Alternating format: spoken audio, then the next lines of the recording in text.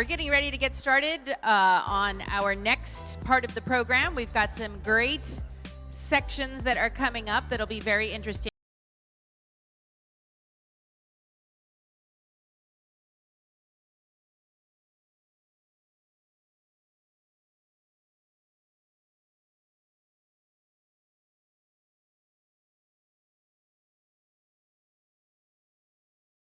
Music bed for my entire presentation. Okay, here we go. All right, ladies and gentlemen. A vision for tourism in Guam. So we've got members of the board of the Guam Travel and Tourism Association who will address what is needed today for the tourism industry to succeed and what is needed in the future for the sector to remain sustainable.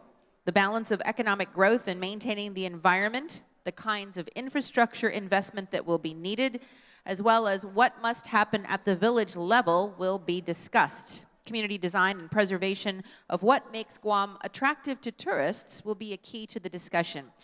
As we welcome up to the stage, Steve Kasperbauer, GTTA board member, Akihiro Tani, the general manager of the Pacific Underwater Observatories, or Fisheye Marine Park, and Monty Mesa, the general manager of the Guam Premier Outlets and the Tumon Sands Plaza. Please join us up on stage. And also coming up on stage is our facilitator for this morning's session, Jay Merrill, the president of Market Research and Development. Mr. Merrill holds a BA in economics from the University of California, Davis with honors and is the founder of MR&D. He has a wealth of experience in the field of market research in California and Guam that includes development of information objectives, questionnaire design, analysis, and strategic planning. Market Research and Development, Inc. was Guam's first full-service consumer and business market research and public opinion polling firm. Established in 1984, MR&D has created the market research protocols for GVB and initiated the first public policy research service on Guam. Ladies and gentlemen, please welcome Jay Merrill.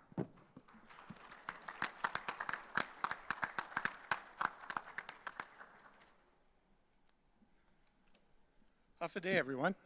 We are private business people up here today to talk about the future of the industry that all of our businesses, including mine, and I'm also an investor in the Valley of the Latte Adventure Park, because what we are here to relay is the fact that we are in a time of enormous change. The pandemic completely changed the picture for the tourism industry. It shut it down for almost a year and a half. And it looks as if the recovery of levels of business that the current stock of businesses throughout the island it's going to take much longer than we anticipated. It was hoped that we would be recovered in April and May of this year with levels of arrivals that were similar to what we had in 2019. But now it's looking like it's going to be perhaps the end of this year before we start seeing significant return in terms of both Korean and Japanese visitors. So the very fact that this industry was shut down, people don't realize that it affected many, many smaller businesses. It may shock some of you to know, but over 86% of all businesses on Guam have 20 or fewer employees. And that is particularly the case in the tourism industry. Over 25% of businesses were either permanently or temporarily closed. And now for us to bring back a quality of arrival experience that's going to be able to sustain the industry is going to be an enormous challenge. So clearly, there's going to have to be some change. But on top of that, the industry itself is changing. It's changing the way it sells attractions. It's changing the way it sells airline tickets. It's changing the way it sells travel in general. It's all gone digital. No longer do major travel agencies dominate travel to Guam. Instead, individual small businesses have to figure out how to market their products in Japan and in Korea and elsewhere. It's also changed the interests of visitors. Today, the visitor is looking for authenticity. They're looking for a way in which they can become immersed in the culture so they can understand what the nature of the destination they're visiting. And it has also changed, without question, the interests and the aspirations of our workforce. We have lost many, many, many people because of the fact our businesses were shut down, and now we must figure out ways to retool the process. And in this process, it means that we have to come up with a refreshed image for what tourism is all about. It needs to be an image that incorporates the fact that tourism is not just a singular, isolated industry in a certain location, but it's something that is embraced by the entire community. Because what it does is it projects who we are. It's an expression to visitors of what our character is and who we are as a people. So that means that we need to make sure that the industry is throughout the island. It's not just in Tumon Bay anymore. It also means that we have to figure out ways to change low-wage jobs into meaningful careers so that we can provide a future for our children so the industry is going to last. So it was out of this need, it was out of this experience in the pandemic that the Guam Travel and Tourism Association was formed.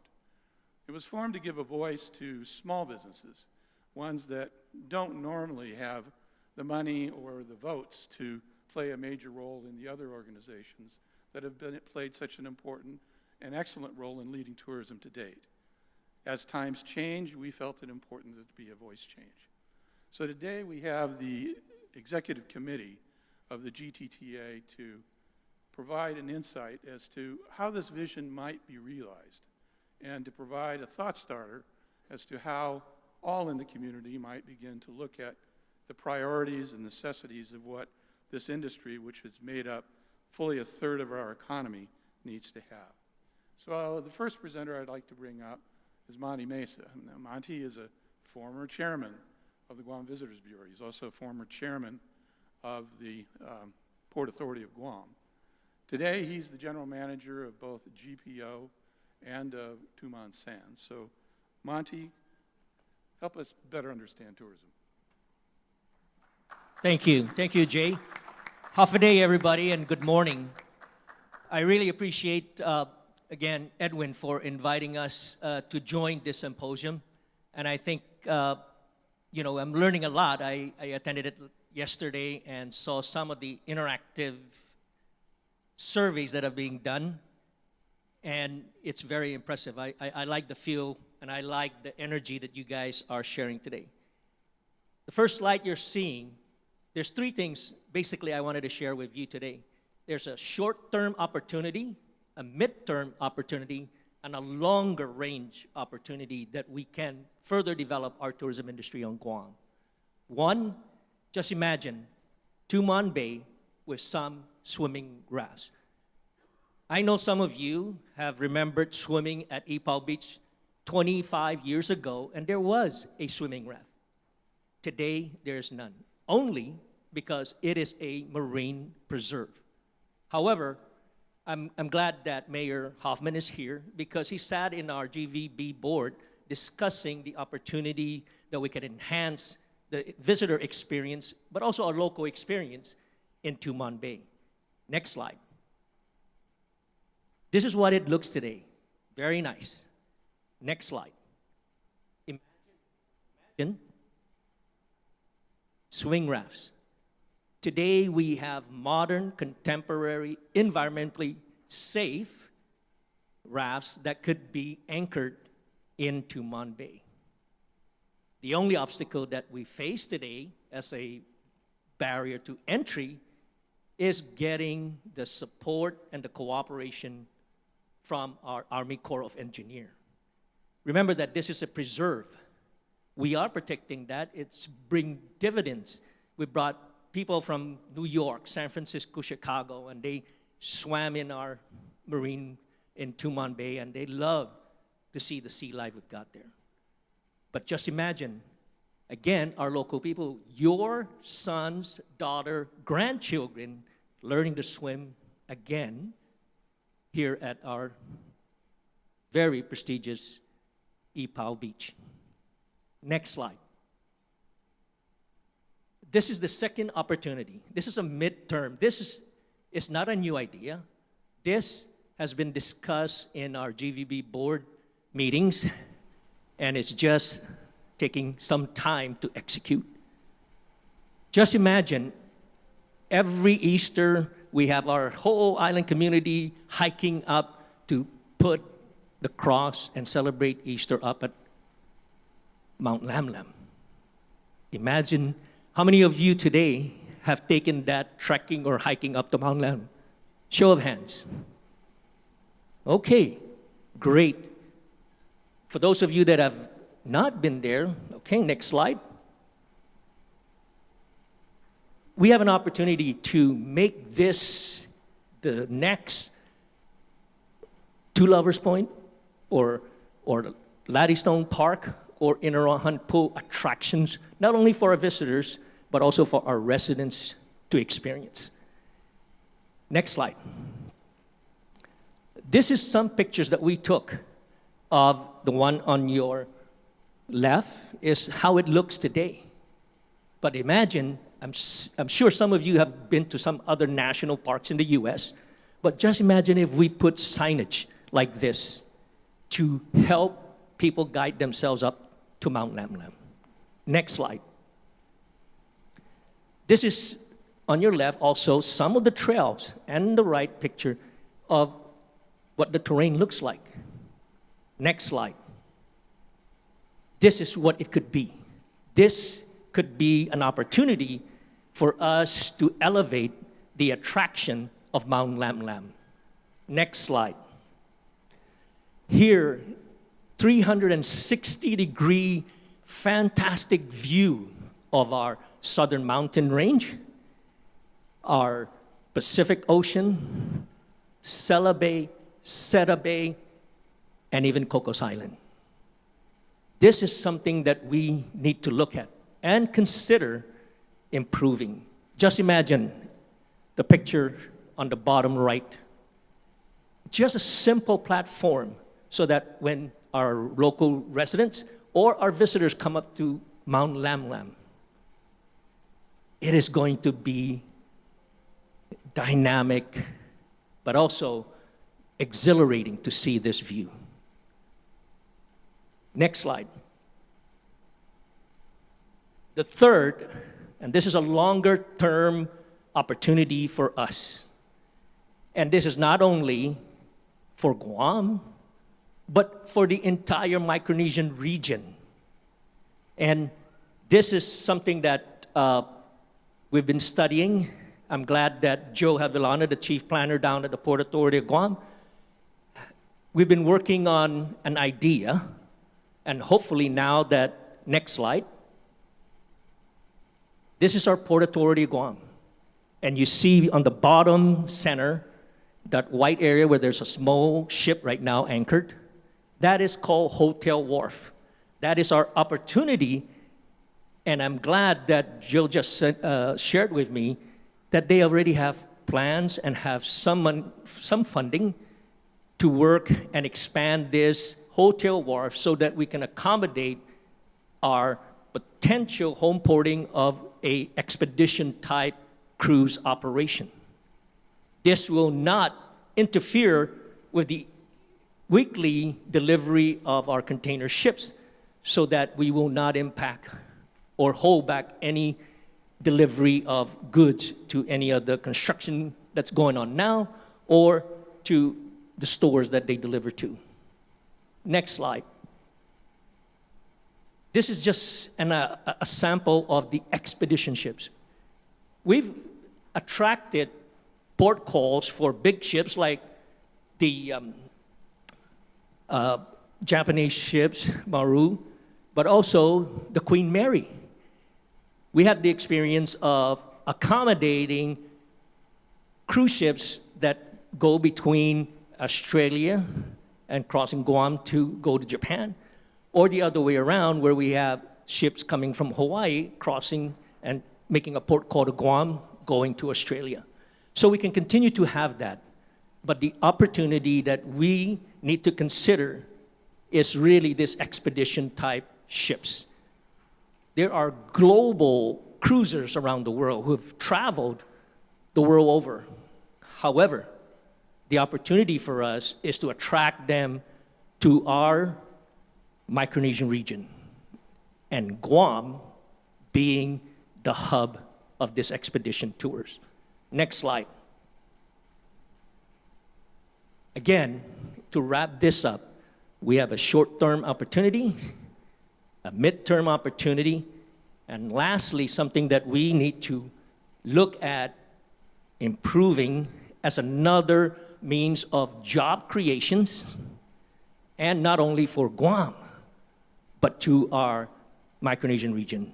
Just imagine now, I don't know if most of you or all of you have visited some of our neighboring islands, but just to give you a glimpse of what other people around the world may want to come and experience.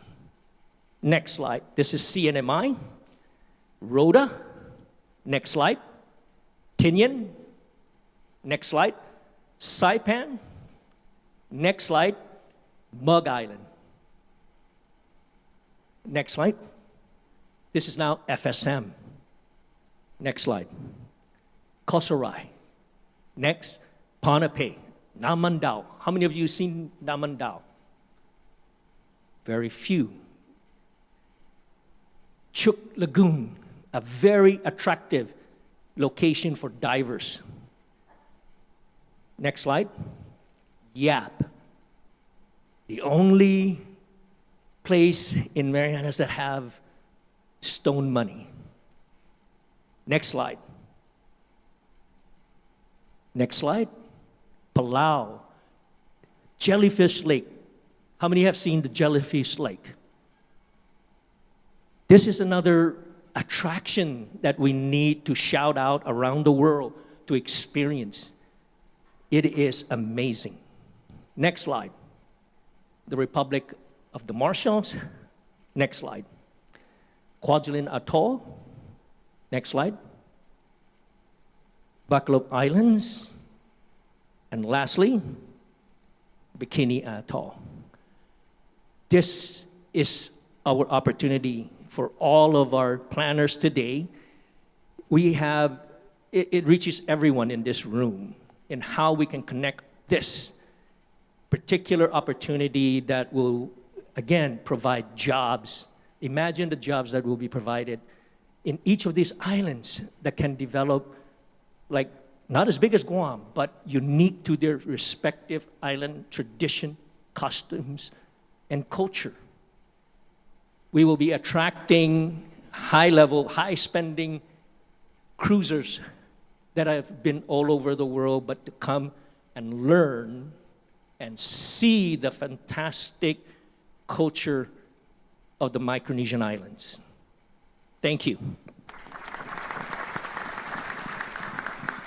Next, I'd like to invite Steve Kasperbauer. He's president and founder of the Alapang Beach Club. Steve? Good morning, everybody. Can you raise your hands if you're awake? I'm looking out there.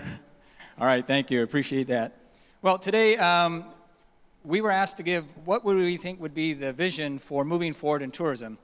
I started my business in 1986, and as I walked in through the halls, I had some former employees say, "Don't you remember me from 1987 or 88?" And I said, "I think we both changed, but refresh me." And one of them said, "Well, I worked at Cocos Island with you guys when we opened the first parasail business on Guam. And we were actually the first, in the U.S. Coast Guard terms, certified, inspected Coast Guard parasail vessel in the whole United States. And so we've led in tourism a tremendous record in safety and in delivering all these marine sports services, which we're known for. But what we're talking about today is, if I can move to my first slide. Okay, I think we're loading up here. And we're going to talk about, right here, it says, Guam's tourism, the vision, diversification beyond Tumon and Tumuning. As we know, most everybody seems to be concentrated around these different activities here in Tumon and Tumuning. But we're looking for taking care of what's the new emerging market, which is independent exploration. And you're seeing them everywhere. If you go to the hotels, like this hotel or the Hyatt or next door, around 11 a.m., you're going to see all these cars lined up as if there's a big function going on in the ballroom. But actually, they're just rent-a-cars from mainly Korean tourists right now who are exploring Guam. They're everywhere. And in this Guam exploration that we're asking to really pay attention to the independent explorer, we need to see integration and safety. So as you can see right now, tying in with Monty's, we've got a picture of somebody up there on the top of Mount Lam Lam. Looking out, we've got one of our waterfalls, and we've got dolphin watching. So next slide. Moving forward, the vision for tourism on Guam is beyond Tumon Bay.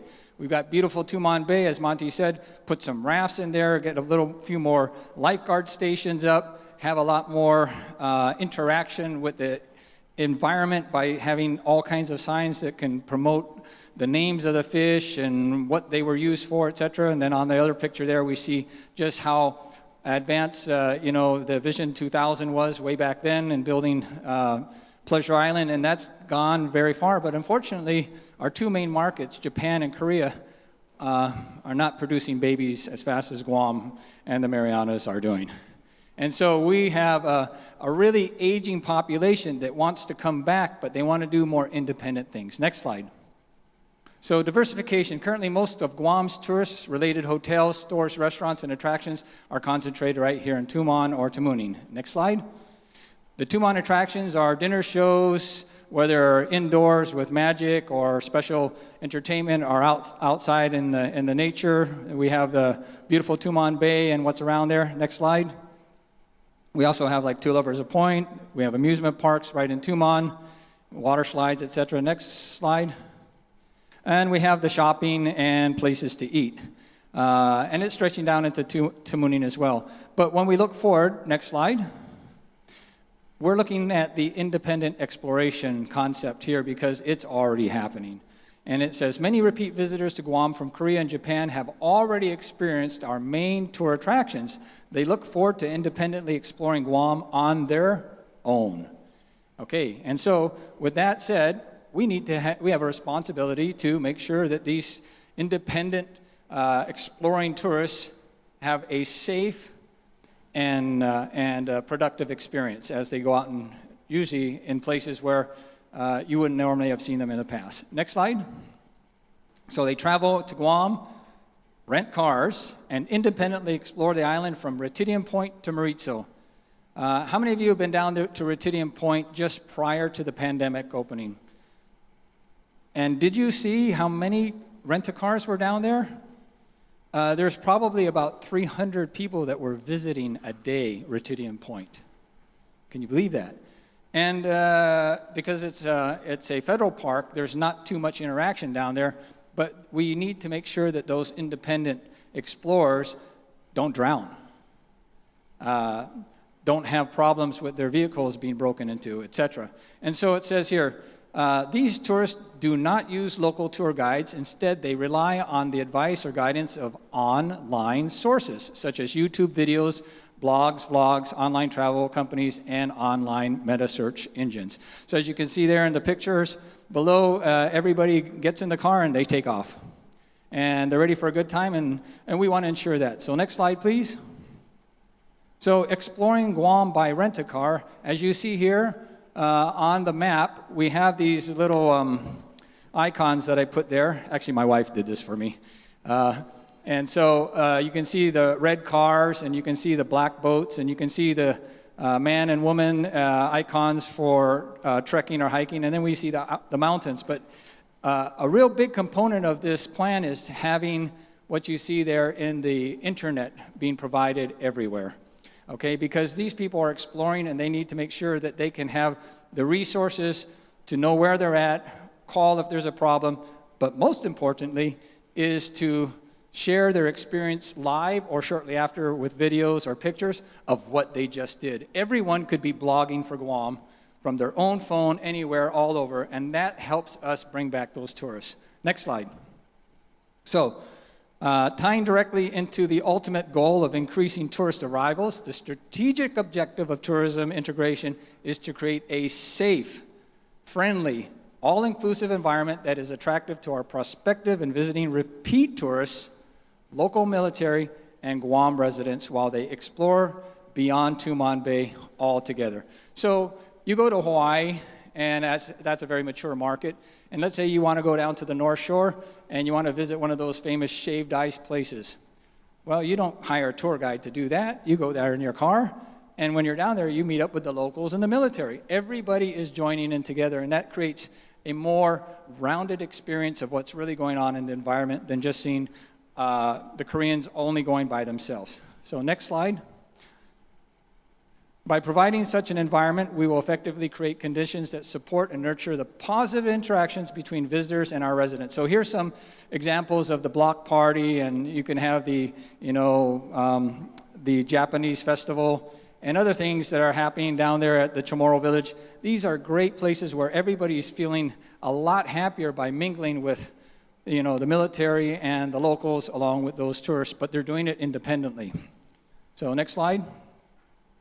Exploring Guam. So if we want to start in the north, we want to have cell coverage, we want to have internet coverage, but these are the places people are going to. So if you look at one on the top right, Aguayo Cove, what if something happens down there? What would be the response time? We have had, unfortunately, drownings or incidents that turned into terrible medical situations just because there wasn't availability for transmissions to get out to fire department or somewhere else, or the information that they could have gotten from a spot before they went down there to tell them that today is not a good day, or to be careful when you go into the water. When we see these pictures, we imagine when we go down there that the water's calm every day, but when they hit the bottom, that may not be the case, and they may not understand what that really means. So moving to the next slide. In Central, we've got like Chamorro Village, we got charter fishing, we have the Emerald Valley. How many of you, raise your hand, know where Emerald Valley is? Okay, there's only a couple. Well, I'll tell you where it is. And I didn't know that was the name, but that picture next to Chamorro Village shows that kind of emerald water. That is the outfall of the warm water from the power plant in Petey. And I'll tell you the power of bloggers. Somebody famous from Korea went there. They took a picture, and they called it the Emerald Valley. 200 plus Korean customers visit this at the peak to take a picture of the Emerald Valley, where you would just drive past it and go to the commercial port, go to the old USO, right? So this is the importance of what we're talking about, exploring Guam and having the internet capability, so that we can have all of our sites and attractions posted quickly to get this kind of traffic moving. But the reality is there is no security down there, and you will not know if your car is going to get broken into because they can walk to the end of the Emerald Valley. So moving on, if we want to explore south, what you see on the top left, if you haven't been there, somewhere between Maritzo and Cocos Island, is this little swing out in the middle of a sandbar. It's kind of cool. People see this, and they drive all the way to Maritzo. They got on a boat tour to sit on that and have a picture. Okay? But they need to know what the weather is. They need to make sure when they come back, their car is going to be there. We have dolphin watching. We have Jungle River cruises. We have Jeff's Pirates Cove, and on and on. And what we're going to get to is how are we going to continue to provide the information they need to have a successful and safe adventure, and integrate also by meeting all of us, the locals and the military. So next slide. Completing the vision of diversification beyond Tumon. We've talked about that, and we saw how we can do this. Independent exploration, all they have to do is get a car. And integration is bringing us all together.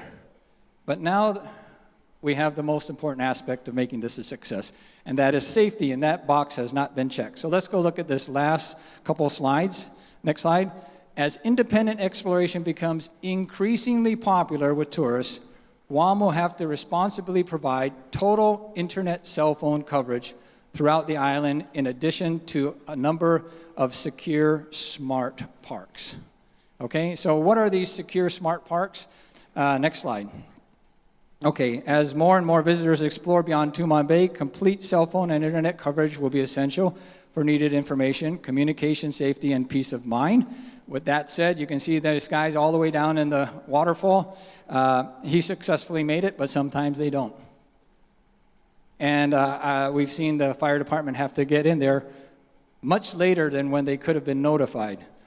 At the same time, below, you're seeing people that are ecstatic because they've gotten to, for example, the top of Mount Lamlam. And by the way, what we are thinking is marketing is Mount Lamlam is the tallest mountain on earth. Isn't that correct? When you take it to the bottom of the Marianas Trench? And how would you like to be able to just walk up those steps and have that internet capability and live stream to your family and friends across the world that you're standing on the tallest mountain of earth without having to pay $100,000, which is about the average cost of somebody to climb Mount Everest? At the same time, look down at that beautiful beach. But what are we going to do to make them safe? Next slide. We need secure, smart park concepts. So we want to introduce Park and Explore. How does that sound to you? How many of you like the idea of Park and Explore? I need more hands.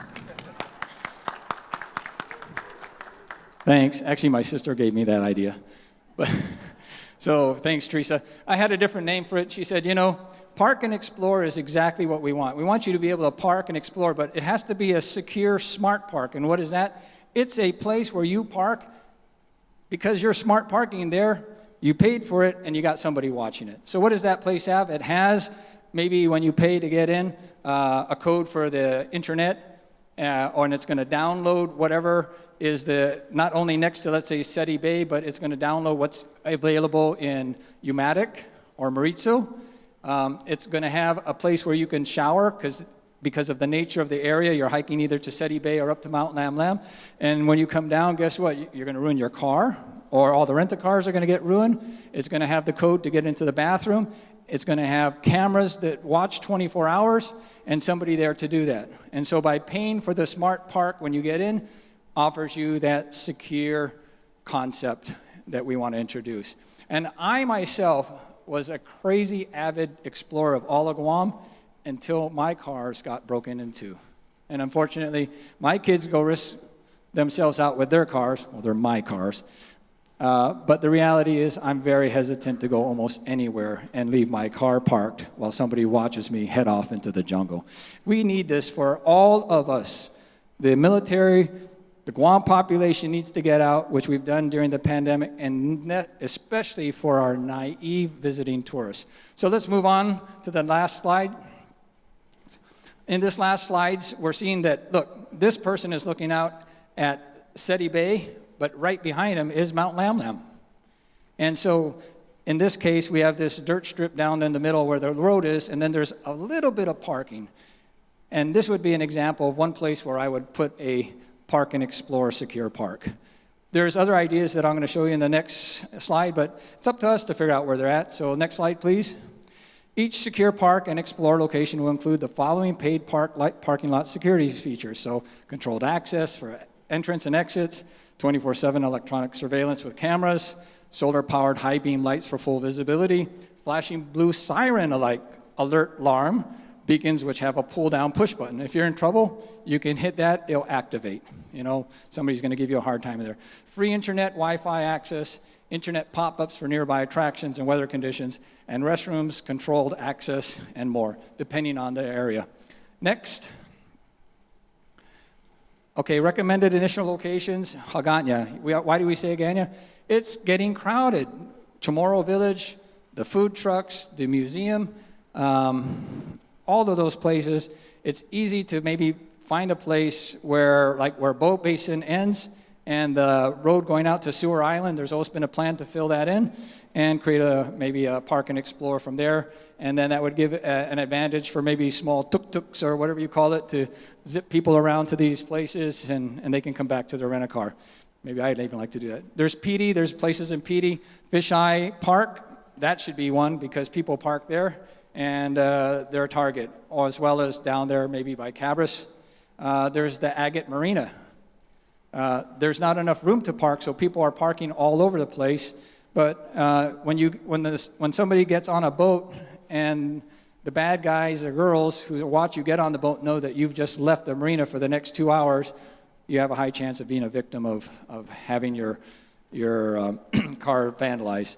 Seti Bay, Mauricio, and last question, where would you like to place a Park and Explore secure smart park? The end. Any questions? So we've completed the vision, and we've got safety there. Anything else? Thank you very much. Thank you, Steve. Finally, we have Akihiro Tani, and he is the general manager of the popular Fisheye Marine Park. Its formal name is the Pacific Underwater Observatory. Now, Tani asked me to ask you to bear with him. He's come from Japan. He's made Guam his home. He's raising his family here, and he's learned very good English, but he's sometimes a little self-conscious about it. So please welcome warmly Akihiro Tani. Half a day. Ohayo gozaimasu. Yeah, thank you very much for giving us for this wonderful opportunity. I'm asking myself on the stage, why am I here? I know we don't belong here, so this is Government Planners Assembly, but it's very great place for us to share with our concept and idea. And I was thinking yesterday when I listened to other presenters' presentation, how we can fill the gap between what the governance planner is thinking about the future and what community can contribute, or what our private business can contribute to that future planning. The purpose of future planning is all benefit of people, community, entire island, and also whole. Private sector is one of member to we can dedicate, or we are member of that community. But in the past, I feel a little bit gap. I think GBB conducted a survey or doing a social marketing program explaining how tourism contribute to this island. Why do we need that social marketing? Because not many people feel benefit out of maybe tourism. So that's the maybe gap. So I just want to discuss a little bit about that area. I created this presentation material before I participated in this seminar. So maybe a little bit off. I want to change a little bit. So first I'd like to explain a little bit the background of tourism. Why do those Asian tourists from Japan, from Korea, visiting Guam, visiting this beautiful island? There are majority of our guests from off-island, especially Asian country like Japan or Korea, they are living in city. They are living in Tokyo, Seoul, and I was born and also raised in Tokyo too. And it's very, very hectic life. I have to wake up certain time, take train for over 1 hour, go to my working place in Shinjuku. I developed a special skill, sleeping in that crowded train. I can sleep. This pause, having like support on the train, and it's too packed, so I cannot even move. And then I can sleep 1 hour like this, and literally sleeping. And somehow I know exactly what station I have to get out, because if I miss train, so maybe I have to take taxi, go back to my home. So that's how hectic our life is back in South country, Japan or Korea. So for our foreigners visiting Guam, this island is green and also blue ocean. Those two are very big appealing point. Also, the most important factor is Chamorro spirit, maybe island hospitality. When I walk in the Tokyo, I never seen somebody is waving at me or somebody talking to me. But this island, if I walk on Tumon Beach in the morning, many people is saying, oh, hi, half a day, or just smiling. That's a welcoming atmosphere. That's unique to Guam. Maybe this is ordinary here, but it's very unusual and very, very special value from foreigners' perspective. So those are why tourists coming to Guam. And then, can you go to next slide? Okay. I'm sorry. I need my glass. Okay. And so to appealing to those tourists, and when we discuss about the future sustainable development, maybe sustainable tourism is part of it. And then so we need to maintain this value. We need to develop more value to appeal to off-island guests. And then so we can also benefit local community. That's my goal of this presentation. So from tourism's private business standpoint, and when we think about the culture, so to make Guam unique destination compared to other travel destination, let's say Hawaii or other location, Asian countries, we have to be unique. And then tourism will also want support cultural identity of this island. How we can sustain that cultural identity? How tourism can contribute to sustaining cultural identity? One of the ideas I always wanted to discuss was most important thing is education and also social marketing. In the past, when I discussed with some issues with business governance planner, I always feel lack of social marketing.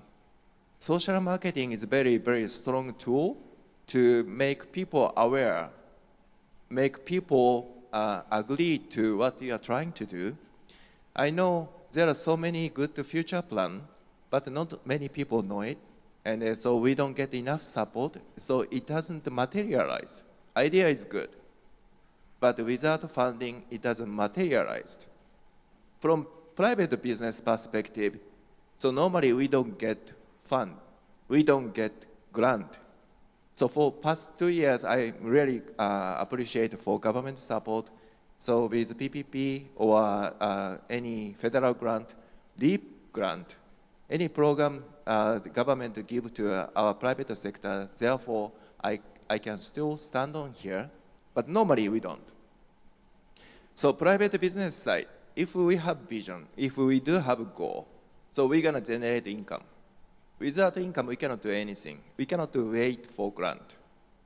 So when we think about a very nice plan laid by business planners, government planners, so when there is not fund, we always feel maybe there might be something private business can contribute, or there might be some social marketing to make people aware and work together, and maybe we can move legislature or we can create a law, and it's going forward. That's what I always think. So education, social marketing is very important from private perspective. And then also cultural thing. I see a lot of nice Chamorro dance, Chamorro music, but we want to bring it to more. We want to make it to, give it to future generation, how we can sustain it. Maybe we can create an event. You know, like Japanese Autumn Festival. Japanese Autumn Festival started long time ago. Maybe just 20 people volunteer, that's it.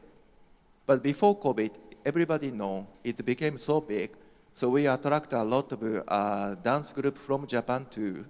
And according to GPD, and the participation number is like 20,000 to 30,000 that event, right?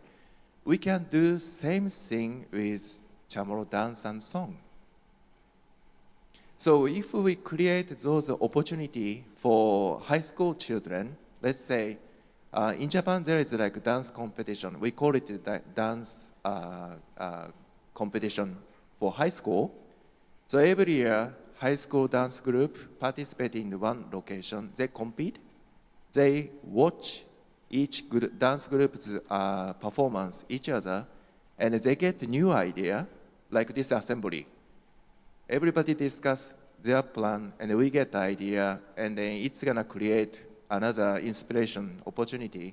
and then it's gonna expand, it's move forward. If we create those high school event here, I'm sure in 5 years, so those chamorro dance and chamorro music gonna be more going forward, and then so we can create that momentum with generating income from tourist side. Let's assume, so Ipao Park, we do 1 week of that musical festival. And then, so if we know advance, 6 months in advance, we can promote through tour agent. A lot of tourists is coming to watch that. So we create some kind of like generate income there, support that event, we can keep going. So those are something from private business side. That's the third line, monetize cultural value. I'm not saying for private business, we get profit because of local culture. It's opposite. Let's utilize tourism to generate income to return to local community. That's my purpose of this slide. I'm not sure if everybody know, but annually, before COVID, we do have 120 to 160 school trip from Japan. Each school has 200 to 300 students coming. And then now we have a hard time to bring those school kids to here because Japanese government incorporate SDGs, what they call SDGs goal to study. And then we need to provide some kind of experience in that school trip. One of the tour agents told me that, Tani-san, maybe it's difficult to get a school trip to Guam anymore because we don't have much activity we can provide to school kids. But we already know we can do a lot. Yesterday, there was a discussion about planting tree. Those are perfect program. If we create like program, maybe collaboration between GBB and also Bureau of Statistics and Planning, and then we can bring it to Japanese school, and then they're gonna participate, 200 kids gonna participate in tree planting activity, and then that's attract school trip to here. So we have a lot of things we can do. Next slide, please. Okay, earlier, Mr. Mesa mentioned about the Lam Lam walking path. And Steve-san also mentioned about the broadband investment. And also he mentioned about the Beyond Tumon concept. So this is one of the idea we want to present to government planners. The reason why I listed down here several projects is not for private business. We are not asking to create another business opportunity for ourselves. We are saying this is a project maybe suitable for each village or suitable for local community to generate income from tourism, to get benefit from tourism. Maybe we can incorporate this kind of project to each village planning. So this is a very low impact development plan or project. It doesn't have much environmentally devastating effect, but it's gonna create economical benefit to local area, each village. One of the examples is like Mr. Mesa already mentioned, trekking path, coastal boardwalk. Those attract a lot of tourists. Flower park. In Japan, there are many places very famous just for one kind of tree. In June, there is I don't know how to say it in English, but there is a flower hanging from tree. It's purple color, but that one park, only maybe 100 of those trees attract more than 1 million visitors for that season, maybe 2 months or 3 months of time period. So when I go to Saipan, I see beautiful street outside the airport, a lot of flame tree. Okay, we have a lot of land. We have land to plant tree. Can we plant one hill, one area, some of village, some east side or south side, all of flame tree, maybe over 500 flame tree. Oh, that's going to attract definitely tourists over there. And then that village can create the parking space and also safe restroom, safe parking place and restroom or those facility. Maybe another commercial space for local vendors have a souvenir store.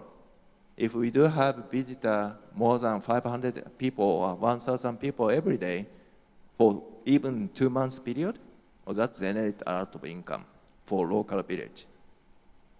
So those are ideas I want to bring it in. Guam is made of limestone.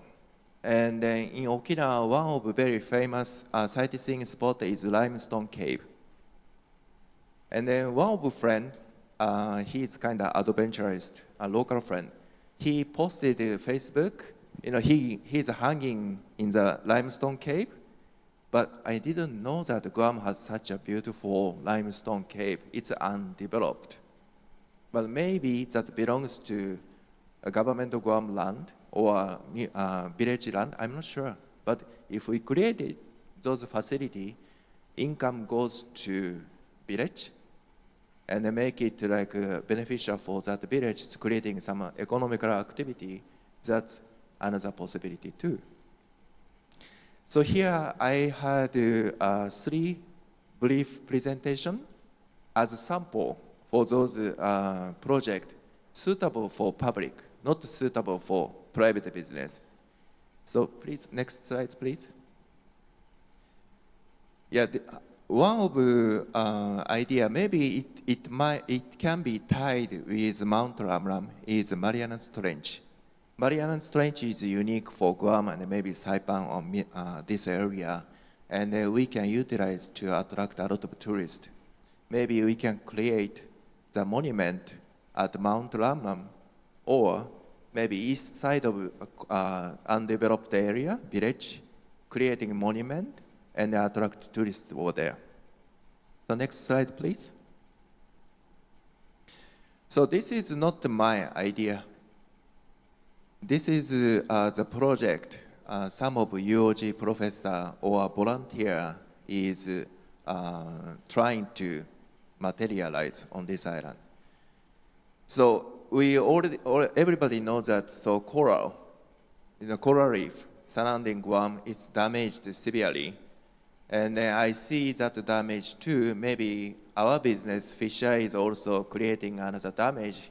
But we are trying to maintain, or we are trying to make it better.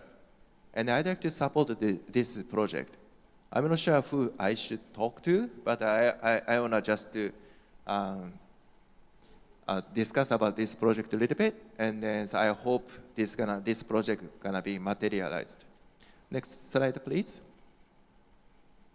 So that UOG professor and the volunteer group is already developing the way we transplant coral, and especially damaged areas, they are trying to revive coral reef. Coral reef is a very valuable asset. So coral reef is one of the reasons why tourists coming to Guam. Coral reef is a basis for local culture, and many people is relying on that coral reef. So I was thinking, without knowing those techniques developed by UOG, or without knowing some volunteer is working for revive coral reef, and then we are missing opportunity. If we create this kind of a coral science center, and then we can educate local children about the importance of coral reef, and also we can bring tourists, those school trip or visitors to visit over there. That's going to be a new attraction for Guam. Next slide, please. Okay, this is another idea. This is not for fisheye. I don't want to build this very interesting facility close to fisheye.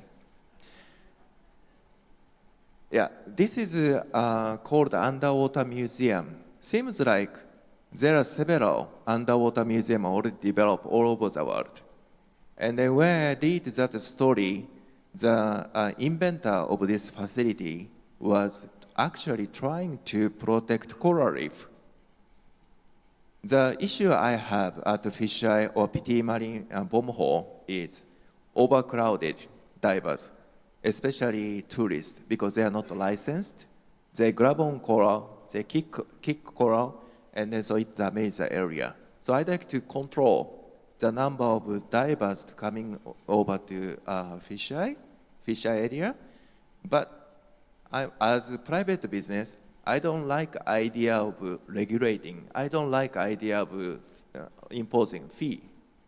What if we create this kind of facility outside of a coral reef, somewhere, like it's not, there was no economical value before, nobody visited, or somewhere, not a tourism area, rural, the other side of the island, undeveloped village, but we create this the sculpture museum, which definitely attract the divers, swimmers, all over the world, especially like Japan and Korea. This is going to be one of epic attraction for Guam. It's only one in Micronesia. And the beauty of this project, next slide please.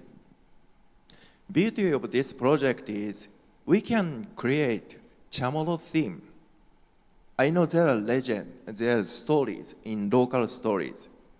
And if we put it there with sculpture, and everybody coming here, they take a picture and they're gonna tell their own story. I visited the Guam Museum the other day, and I see an exhibition, and it's saying that Guam used to be called, what they call? Thief of Island.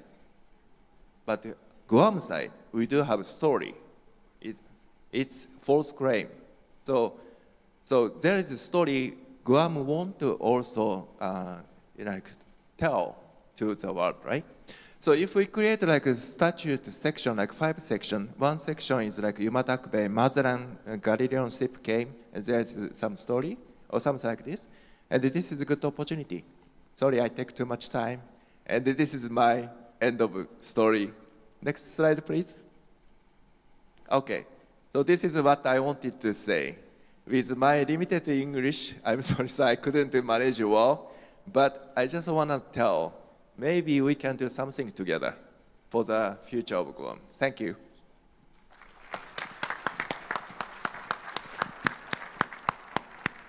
Thank you, Tani-san. Hi, my name is Lacia Casil, and I was watching your presentation and just waiting for something to come up. You're talking about driving south to cultural assets and north to cultural assets.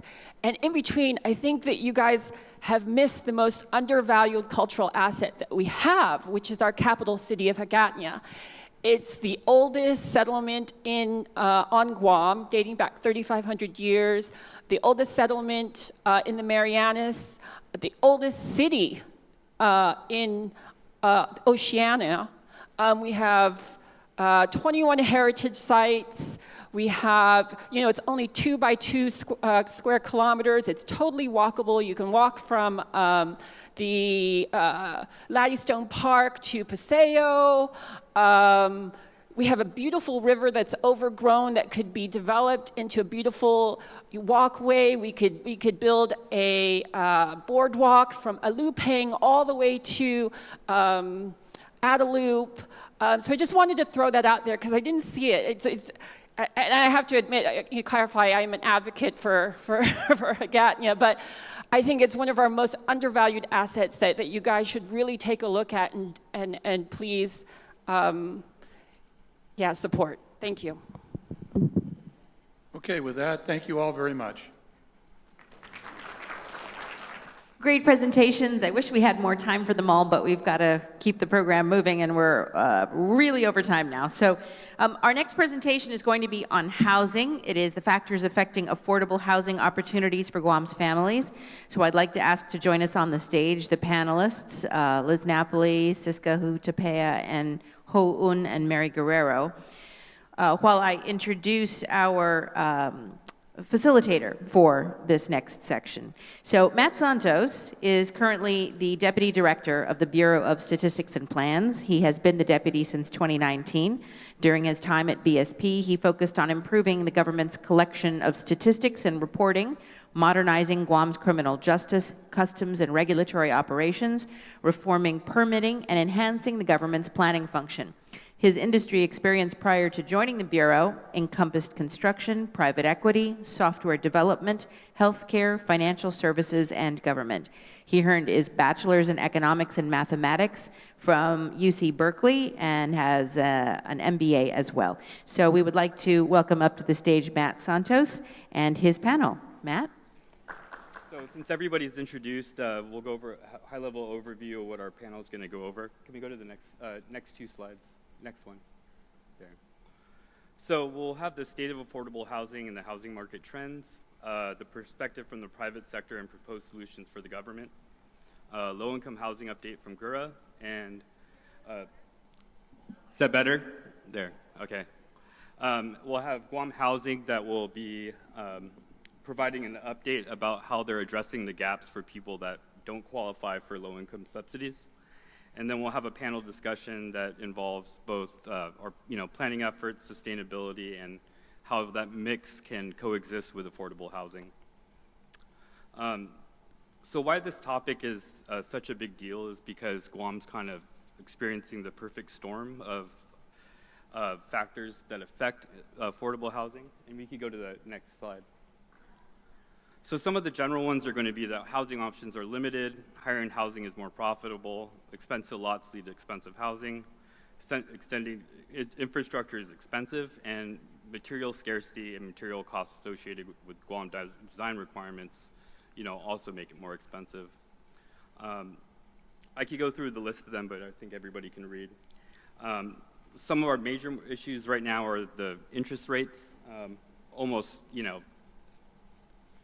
5%, and about a year ago, this is kind of about 2.7. So if you think about a median home right now, it's going for $420,000. So you're looking at about $7,000 more in payments per year, and about $200,000 more over the life of a loan for a 30-year fix. So Ms. Huptea will provide a more detailed explanation about what's going on in our market and what are the factors affecting it. Thank you, Matt, and thank you for inviting me to Planner Symposium. I was a structural engineer by profession in the beginning, so I'm really happy to be among friends. And at the risk of, I know it's a bad joke, but I'm going to tell it anyway. I can't help myself. 3 engineers were discussing what kind of engineer God is. And of course, structural engineer, me, think he's got to be a structural engineer because look at the skeleton, the stability, the joint, that's so genius. So he's got to be a structural engineer. And then the electrical engineer, the second engineer say, no, he's got to be an electrical engineer. Look at the nervous system, it's genius, right? But then the urban planners, the third engineer said, he can't be an urban planner. Why is that? The 2 other engineers ask. Because an urban planner would never put a waste treatment center so close to a recreational facility. Bad joke. But thank you again for inviting me. Next slide. It happens in Naganya, Pupu Island. Guam's residential real estate market overview is what I'm going to share with you. And in the hope of, as planners, you get to see what is the reality of the market and what you can do to help the residential real estate market be better. Next slide, please.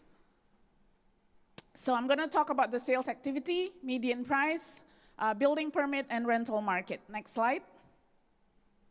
So the state of Guam real estate market right now, supply is short, demand is high, and that definitely put upward pressure on price.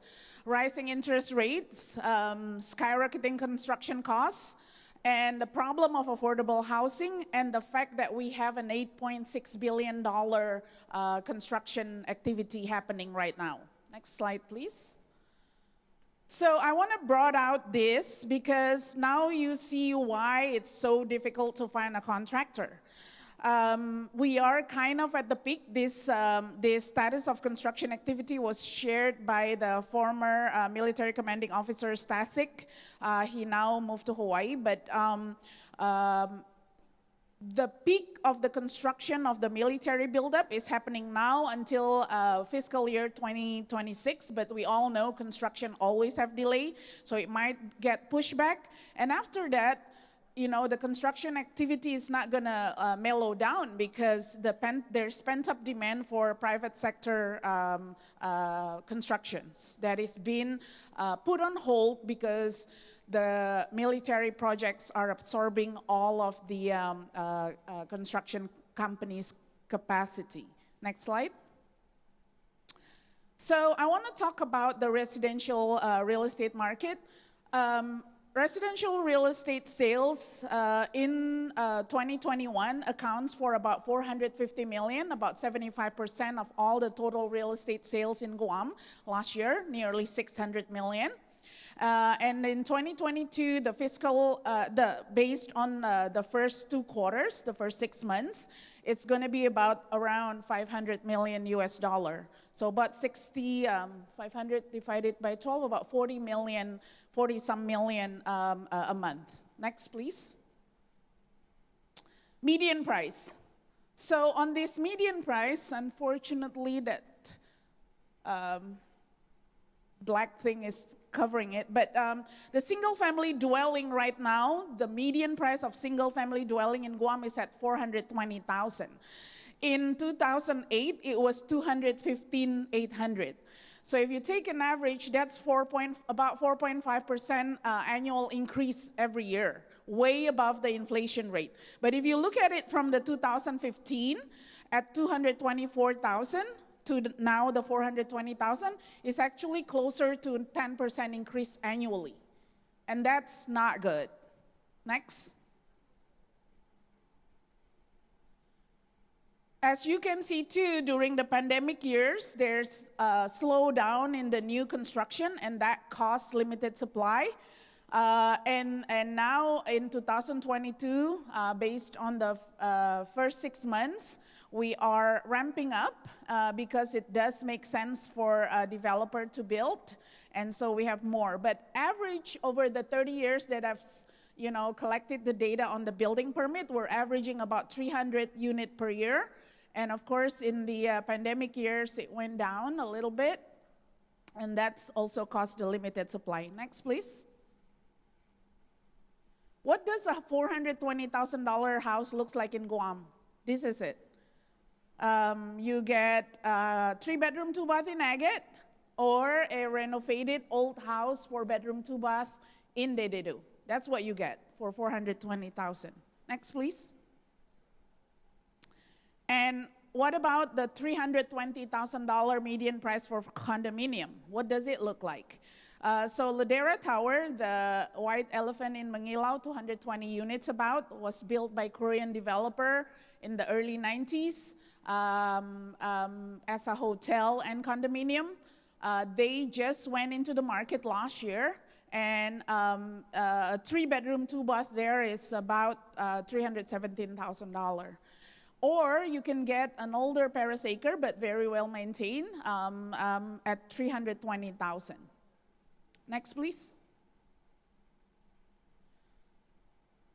What do we think about the home prices and recession? We all know real estate is a good hedge against inflation, so we are not expecting the home prices to go down, even, recession is looming. Next. Interest rate. Matt touched bases on this, and he's right. At $420,000 median price and a 2.5% interest rate not even a year ago, your payment is $1,660. But now that the interest rate is at 5%, with the same amount of payment, $1,660, you can only afford a $310,000 house. So it shaved off that 2.5% increase, 250 basis point in interest rate. It shaved off $110,000 on people's affordability. So that's not good. Next.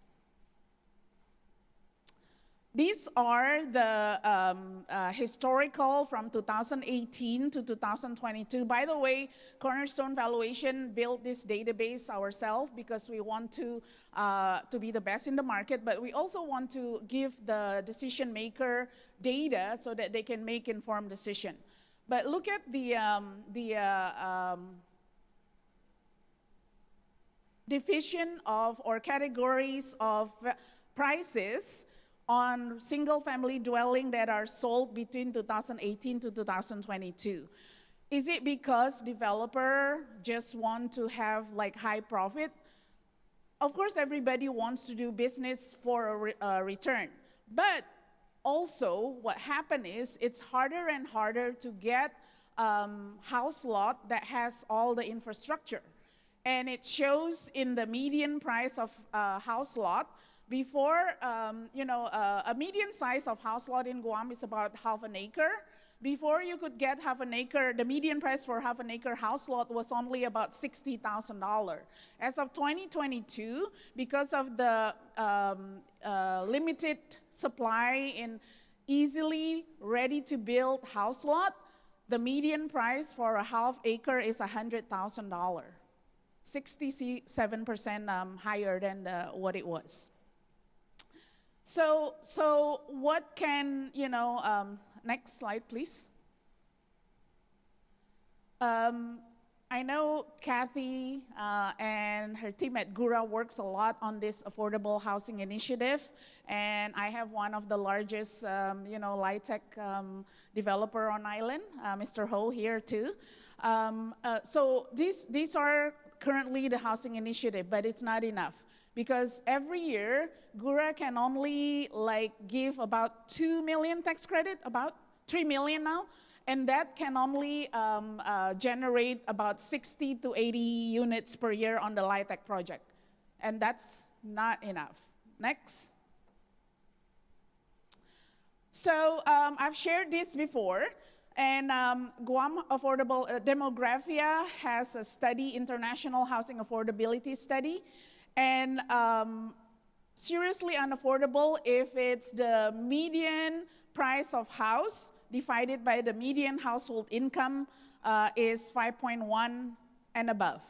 HUD, unfortunately, we don't have the local data on median household income, so we went to HUD, and according to HUD, median household income in Guam 2021 is at $72,000, significant jump from 2020. I don't know where they get that data, but I apply it to the median to the median price of single-family dwelling in Guam, and this is what we get. Next slide, please. So because of the increase in our median household income, we are now at the 4.8. Seriously unaffordable, and compares to Honolulu but we would never want it to be like Honolulu, where the local are outpriced from the market, but this is where Guam is right now as far as affordability. Next, please. And it kept rising, as you can see. We were at 2.3, which is affordable in 2002. Mind you, 2002 was the bottom of the market in real estate in Guam, where a lot of our local bite the dust and move to the mainland, and the foreclosures were rampant at the time. So it was 2.3, but now for the single-family dwelling, we're at 5.6.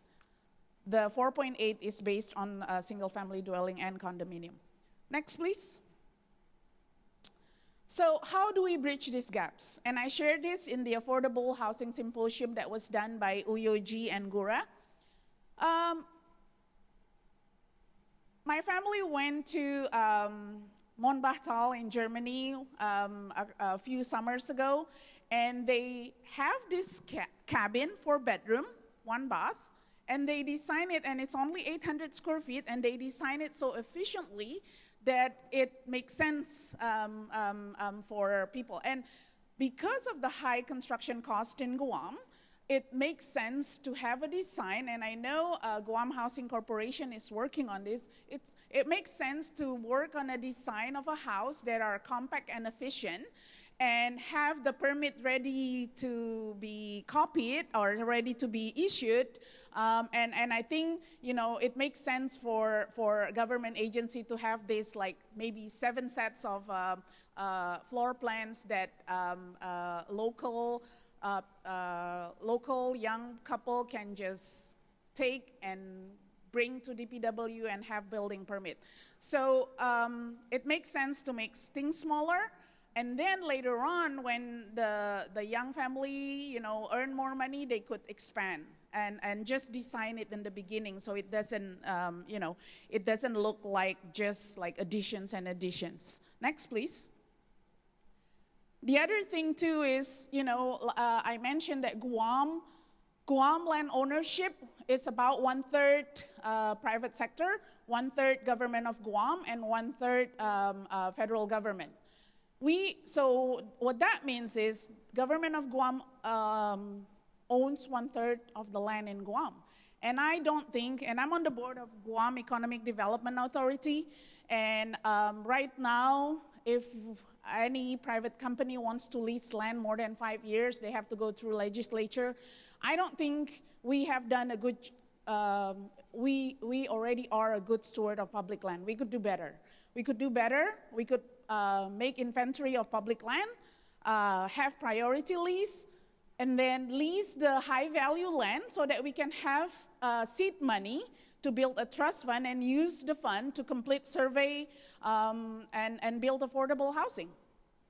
And of course, I know the Lieutenant Governor is working on this. He is the new permit navigator because really it is a problem, the streamlining the permitting process. It's very tedious.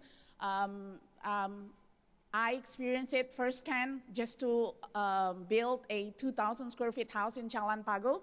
I needed 6 months to get a building permit. That's not acceptable. Next. We need to offer incentives, and in GIDA, we have the qualifying certificate, tax break, and provide infrastructure. In order for us to empower local family, we know a lot of locals own a lot of land. But the problem is there's no infrastructure on that land, so they can't build. So the way we can empower local families to have land, to build their own houses is to provide infrastructure. We have problem on construction labor. And I know my good friend, Dr. Mary Okada, is working hard at GCC. And we also have the H2 worker coming back. And I know my planners' friends are not going to be happy about number 6, to relax zoning laws, but we do need to have that. Why? Our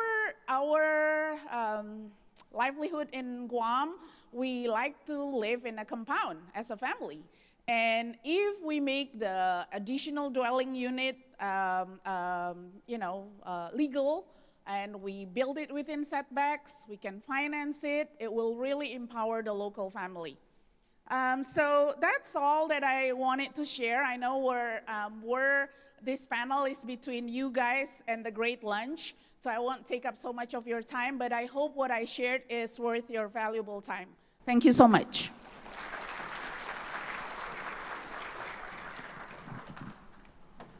And I would like to introduce Mr. Ho Yoon that will provide the private sector perspective on things. Thank you. I just only have a 1 page, so I can make it very fast. So the first one is the low-income housing tax credit. I don't think you guys are really familiar with the LIHTC program. LIHTC program is very simple. The federal government gives the tax credit to the housing agency, in this case, GURA on Guam, and GURA will go through the bidding process, call it QAP, Qualified Allocation Plan. So developers submit a plan based upon the templates, and then they get the certain percentage, and then GURA panels selected the awardees. And then once they receive the tax credit, then they have to turn around and try to sell the tax credit to the people who pays a lot of tax. So if we can apply the same concept to the local business, in other words, instead of selling the credit to outsiders, just only big companies like Goldman Sachs or Merrill Lynch, Citibank, if we can just sell the credit to the local businesses so they can avail the same tax credit benefit. So there's a certain discount, they can enjoy the benefit. That's one thing. By doing so, I put that bundle with the CNMI. There is a minimum tax credit annually received by certain states and territories. And if we can just work through with the CNMI, and we can optimize the use of the tax credit. That's one item that I mentioned. And then, so the second item and then third item, actually, Siska just talk about it. I'm gonna just elaborate just a little bit more. So I put ancestral land commissions and Chamorro Land Trust commissions. So simply speaking, Department of Land Management has control over the land. And if they can do the same thing that we did a long time ago in Astombo subdivision, that would definitely help a lot of local family to build their homes in those lands. The second one is the loan covenants. That will make a lot of local banks to participate on lending the money to local families. And second, and the last item, the infrastructure. If it doesn't have to be the same concept of a stumble land subdivision. Actually, they can, government can also go through the bidding process and land lease, maybe 99 years or 100 years. So the developer has an obligation to put all the infrastructure, and they can sell or technically a second lease to the homeowners or home buyers to build their own home there. So that's one option. Or the land developer can go through the legal bid process, and they can just build a house with the infrastructure, and then they can go through the same process. So we can lower down the cost, because the land cost will be technically $1 for 99 years. The last item, the building permit process. So if we can just designate or even transfer the right to designer of record, like an architect and an engineer of record, so they can issue a certification, so Guam doesn't really have to go through a total inspection schedule. So that will definitely streamline the process and make it very fast. And of course, the designer of record and engineer of record can have a errors and omission liability coverage insurance. So Guam can have a right to come back and then get some risk hatch and coverage in case there's some problem. And integrated electric permit software. For example, when we have a big plan, and sometimes it's over 1,000 pages, and we have to print out 5 sets, and we have to deliver in person. So if we have a system in place, we can just upload a DVD or CD. It'll make the system much faster and easier for everybody. Thank you for listening. I appreciate it.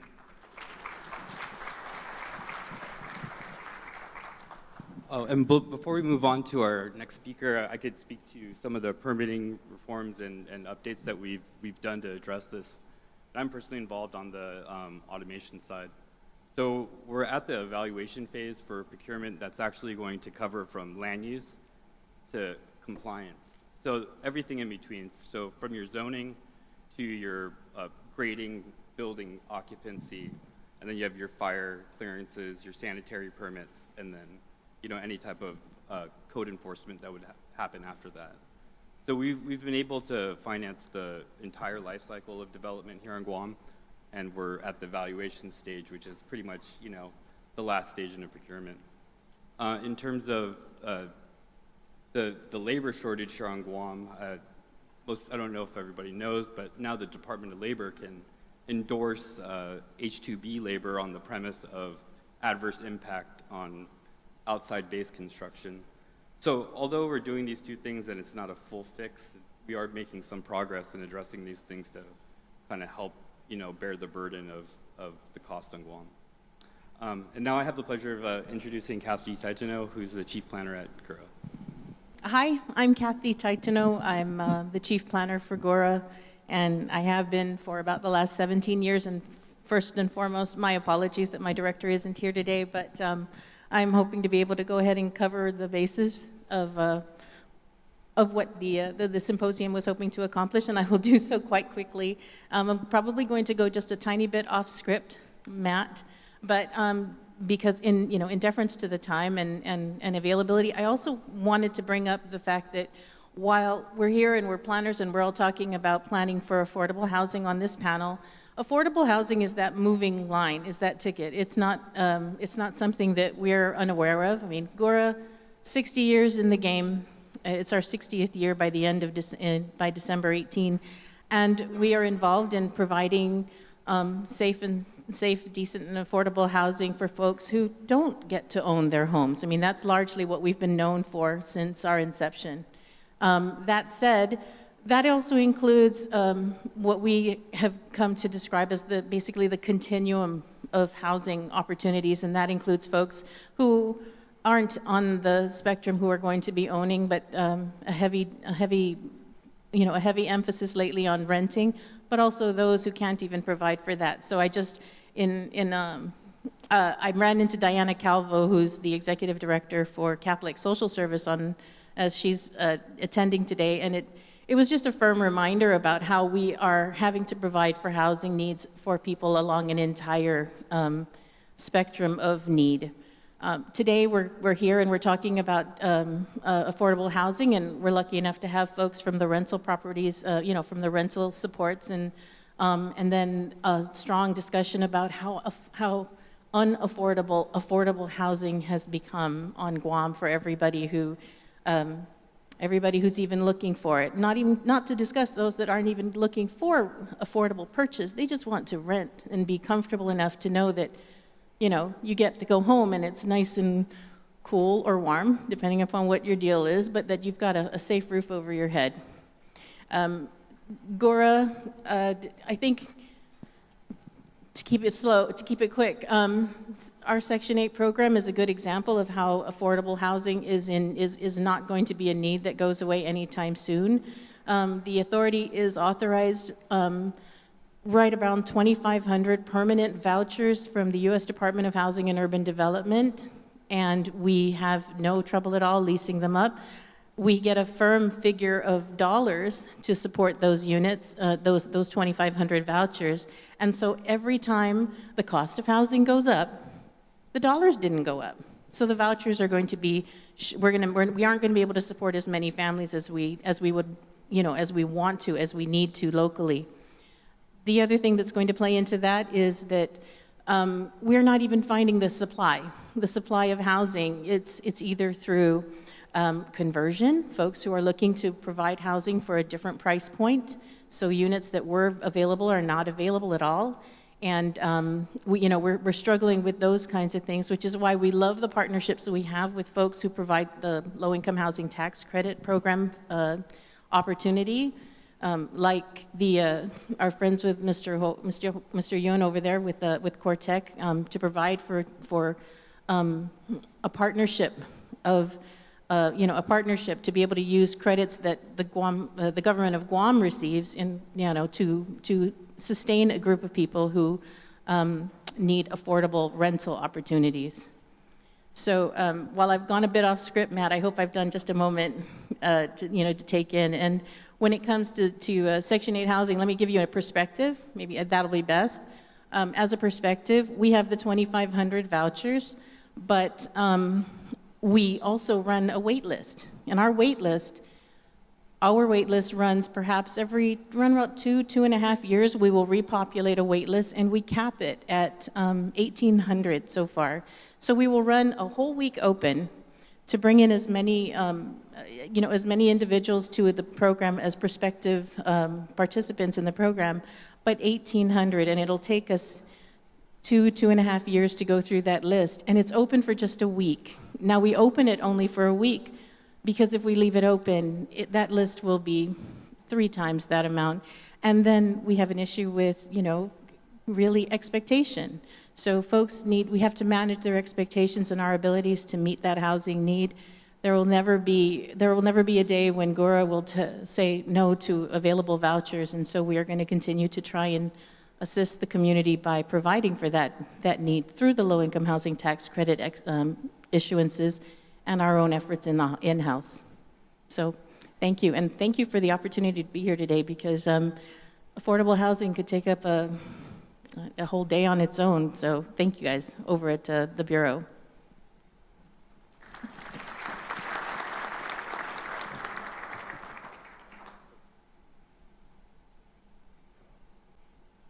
We have Ms. Mary Guerrero who's going to kind of address the gap that, for those people that fall off from being eligible for low-income housing benefits and want to buy homes.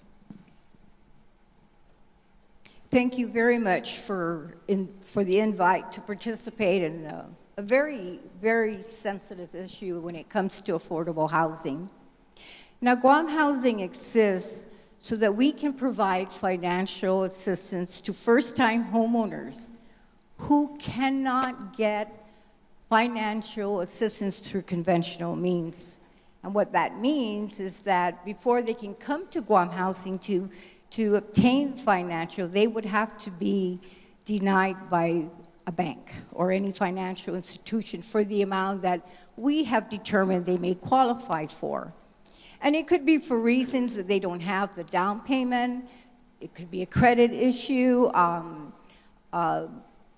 various reasons that they would be denied. Once they are, and it's only one, it used to be 3, they can come to us. They already know what they pre-qualify for Guam Housing because we encourage individuals to come to us first to determine how much they qualify for. So when they go and seek assistance through conventional means, it's for the amount that we can help them. Now, Guam Housing's loan programs, we have 2 that can provide 100% financing. So then the issue would be for the first-time homeowner the applicant is to provide for their closing costs. And even that, Guam Housing has a program to address that. So when they do the 100% financing, it's going to be dependent on the income and the ratios. The housing ratio is 29% for 100% financing, and the back ratio, to include their other debts other than housing expense, is 41%. And that's established that's in our statute. So Guam Housing, the 2 programs, we have interest rates that pretty much mirror the prevailing, but we also have another 100% that establishes the rates from 4% to 6%. At that time, 6% was great because the interest rates were higher. But it doesn't stop Guam Housing to go before the legislature and ask, okay, we may need to amend our interest rate for this particular program because it's reducing the affordability amount, and that's going to impact really how are they going to go and buy or even try to build, because on both sides it has increased. So we're mandated to provide assistance to basing it on the median income up to 200% of that median income. So based on that income and with the program requirements, the range of affordable homes is from $231,000 to $420,000. We capped it at $420,000 because that is our maximum loan amount that we can provide. Very few. We have issued out commitments to applicants showing that we've committed the loan for this amount. They're out there in search for property to purchase, an existing home. We tell them, look for raw land and see if it's already equipped with infrastructure. Then you can go ahead and build, because then at that point you can control your construction costs from the difference of your land. To include, it could be for residential land or agricultural. But always be mindful that it should be equipped with infrastructure, or else you're going to have additional expense. We have 3 loan programs. I've mentioned the 2 that we do 100% financing. We have what we call our CAHAT program, which works with you getting a loan from the bank. They may provide 80%. We'll come in and we'll provide up to where both loans are 95%. The beauty of this program, it's an interest-free, so it's a second mortgage. So you can get up to $40,000 at an interest-free. Comes down to like $111 a month. That should help at least show repayment to kind of close the gap. There are still individuals that come through our office to obtain that type of financing. Now that the rates have increased, there'll probably be more of an interest on that program. And then we have the grant program. The grant program is not an income-driven program, it's more cost. And so Guam Housing is the one that administers. It's a grant. It's up to $10,000. And that could address an individual's down payment or even their closing costs. And that just would at least put less of a strain on their finances to come up with that. There are requirements. They will have to stay there for 5 years, but I don't think that's an issue for most. We are looking at, we also do rental. We have 148 units, and they're both, there are, I believe, only 80 some that are occupied. The rest are going by 3 phases for renovation so that we can make it available for individuals in the lower income, seeking for rental units. Because we do know that both on the home ownership and on the rental, they're both a challenge. Now, when we emphasize on the home ownership, when you transition a tenant to home ownership, you're opening a unit available now for someone that is ready to rent. We're seeing that in order to assist individuals to move in the direction of home ownership, we need to do a lot of the research and actually work with other agencies, so maybe establish a list of contractors that are willing to build affordable homes within the 200 to the 420, so that, and see what incentive to have them do that, and get on a list so that the search for our applicants would be faster, because then now they can avail themselves to a list. So we're trying to work and address that. So if we have contractors that already have plans, they already have a cost estimate, and they're on that list, and they know that there's something that they may avail themselves to bring that cost down, then just having that list would be easier for our applicants to move towards that direction. Now, Guam, we have the inventory of Chamorro Land Trust, right? And other than the Veterans Administration, Guam Housing is the only other prospective lender. They won't be able, because of the restrictions of financials, the banks would not be able to provide assistance to them. How they're handling it is before they actually provide a lease, is you're sending them to Guam Housing to determine that they are in fact ready, they qualify for a loan, so that you're not just going down that list and then you have a whole group of people that are not even able to get financing. We need to move on, because the more you have ready to build, you can then address the infrastructure issue, because now you have more people and you plan accordingly, so that if you have 20 people ready and you can avail 20 in the same area and address the infrastructure, it becomes more manageable.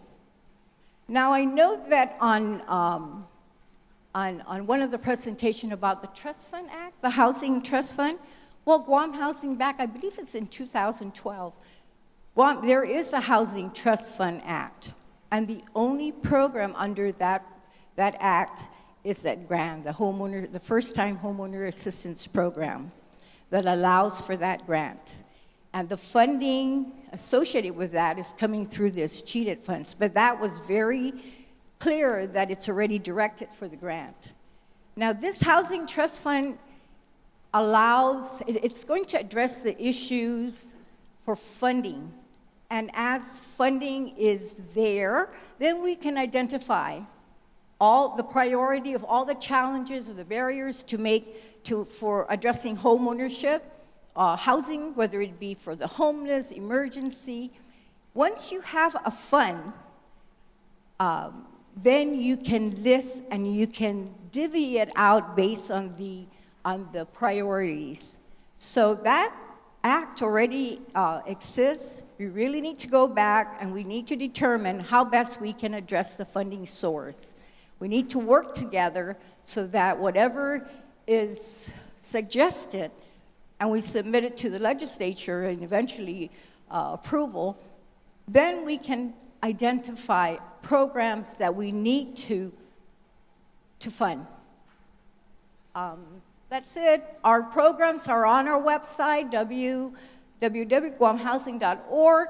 All of the programs are there. If you have a question, you can just, we check it, we can answer your questions. But we really encourage that as planners before that are in attendance here, that we work together to address these, because there are going to be tough decisions. There's going to be some objections, but at the end of the day, we need to look what would benefit the community. Thank you. Oh, I'm sorry. Can we go to the next slide?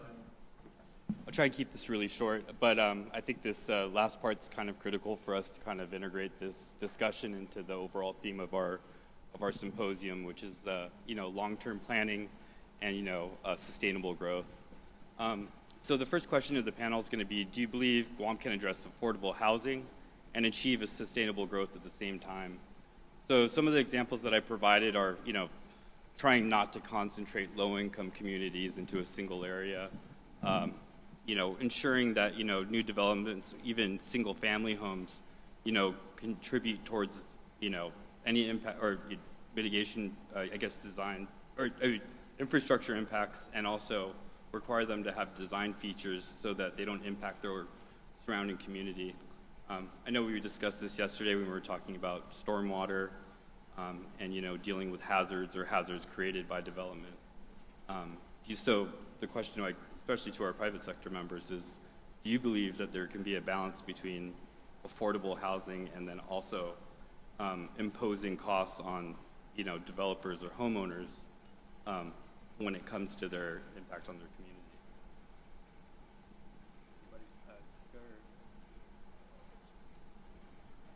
community?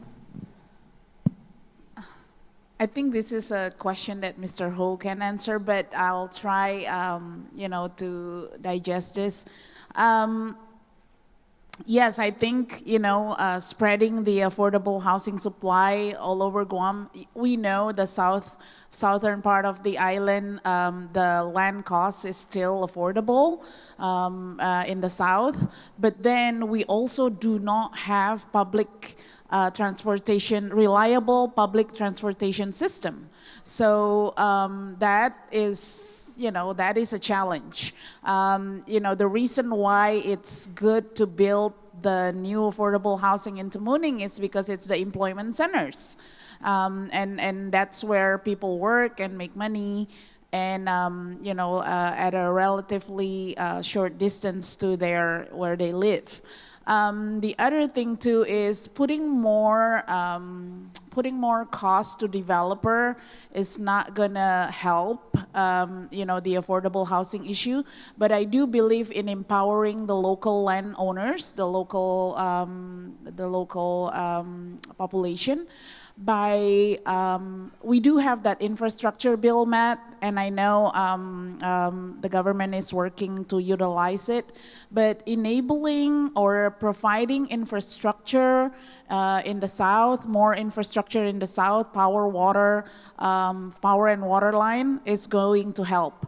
The parental subdivision is currently helping local family to be able to subdivide their land, but providing sewer can make like a half acre can be built for four of their children, four of their heirs. So I think this is helpful, but we have to be careful on not imposing more cost to the developers to enable them to build. But I do believe empowering the local landowner to help themselves is a way to go. But thanks. That's what I can get her. Okay. Let's consider our history. Marine Drive or Army Corps Drive, Route 16 or Route 3. Usually, Guam receives the federal funding, and the federal funding has been always allocated to the top priority to the federal buildings. That's why we have a Marine Drive between the two bases, and then we have Route 16 developed pretty well about a decade ago because of the Army, U.S. Army there. And because of Camp Loss, there's a Route 3 fully developed. So based upon the infrastructure, number one is a road, the second one is usually water and sewer, and followed by the communication and power line. So considering that, we know why the Northern District is well developed because of the sewer line there. So if we can put a sewer line, not just the pump station or sewage treatment plant, they will definitely help. But as Siska just mentioned, the public transportation between the work and home is critical. That's why a long time ago, I built around 4,000 homes on Guam. Long time ago, I used to build a lot of single dwelling homes in the southern part, but not anymore. They used to stay with their families and then adding another homes right next around that family lots. But young family, young generation, they don't particularly care for that. They want to build a house or stay close to their workplace. So that's another thing that we need to answer, not just on the construction side. Thank you. I mentioned about the Housing Trust Fund Act. I mentioned how we need to address a stable funding source. Because from that, we can create programs that can address infrastructure, that can address, and it could be island-wide. And as long as it relates to increasing the affordable housing supply, then that's something that could be funded under the Housing Trust Fund. So we really need to address, we do have that vehicle, and it's already law, the rules and regs are already been approved. So now we just need to look for a stable funding source so that we can address all of this if we're looking at trying to sustain growth island-wide. Thank you. And then lastly is how can planning address affordable housing? So, during this symposium, we've gone over solid waste and, other conservation efforts. We have our forest system plan, parks plan. But affordable housing is not necessarily a focus and there's not a lot of being done to kind of address cost. Do any of you have recommendations, for long-term planning efforts that can, help this in the long run? I'll probably just reiterate what Siska just mentioned a long time ago. The early part of the presentation. Let's utilize the local government land. Siska, I'm going to pick up on you. You mentioned the idea of transportation. Well, even at the federal level, it was recognized that it's basically a three-legged stool. You have economic opportunity, you have housing, and you have transportation. If we can't, the question here is how can planning address affordable housing? I think affordable housing alone is not going to be the question, because Mr. Ho, you can put housing down anywhere with the right resources, but without transportation, those folks aren't going to get to their jobs.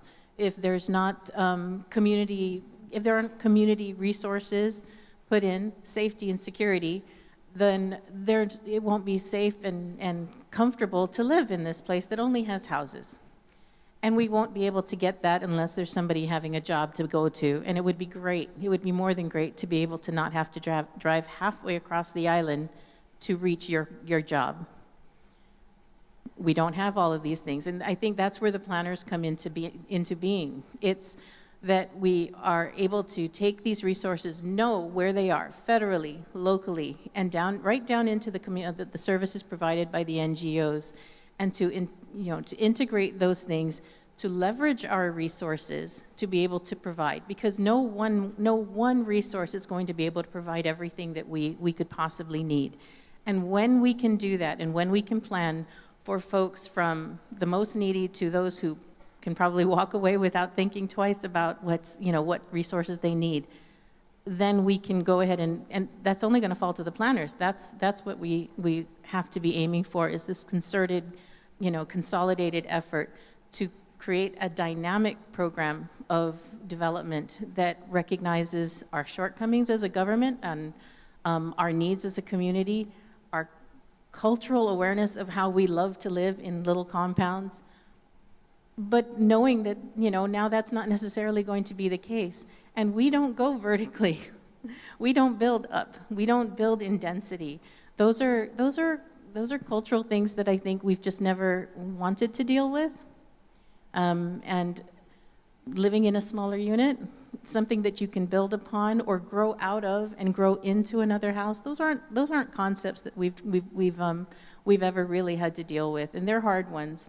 They mean that we have to work harder on our cultural aspect to be able to connect and keep connected, even though those sort of traditional recognized elements of housing and home and life and family, they may change. So, I'm preaching to the choir here because you all are part of that design and recognition process of how we need to address our needs, not just for the door that you have to lock at night, but for why I want to be in that house and in that community. So that concludes our panel. I appreciate everybody's attendance here, and I appreciate the audience's patience and attendance so close to lunch.